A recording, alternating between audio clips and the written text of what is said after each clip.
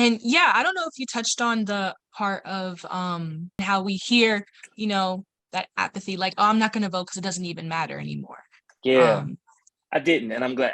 Thank you for reminding me of that.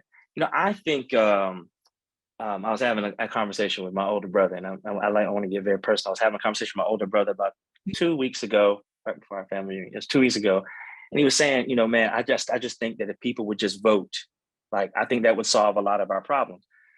And I kind of had to. This is like a 3 a.m. in the morning conversation, and I had to stop him, and I'm like, we're not very far removed from one, black and brown people not being able to participate in primaries, not being able to vote at all. Like, Voting Rights Act is in my father was 15 years old when the Voting Rights Act was passed.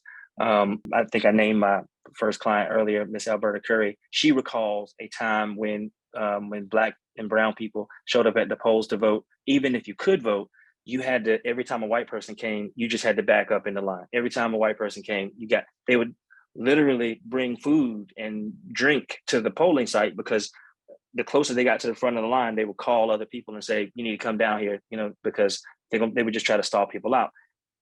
And I think that the apathy is a result, really, of trauma. That is one. There's a misinformation that, like, I'm gonna go down there and vote. They're gonna say I got a warrant. They're gonna say that I'm at the wrong place. I'm gonna have some negative interaction with law enforcement, or maybe there's gonna be some Proud Boys standing out there with big flags and guns, and I don't really want to deal with that.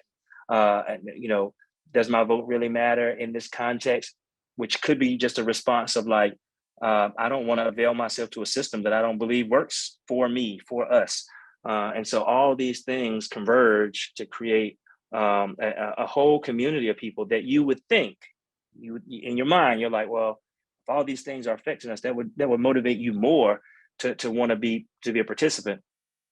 I have ADHD, and I know that when I am overwhelmed with a thing, I am less likely to be on top of that thing. I actually want to go to sleep.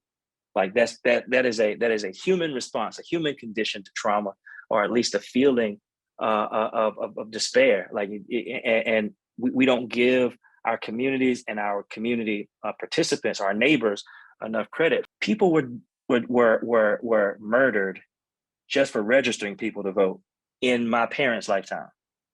People were murdered for trying to vote themselves, or for trying to make sure that other people participate in the electoral process. And that generational trauma, epigenetics, however you want to refer to it, of course, that's in the well water. That is in the stream. That's in the river that we're all in right now. And so people are not deciding not to participate just because they're lazy.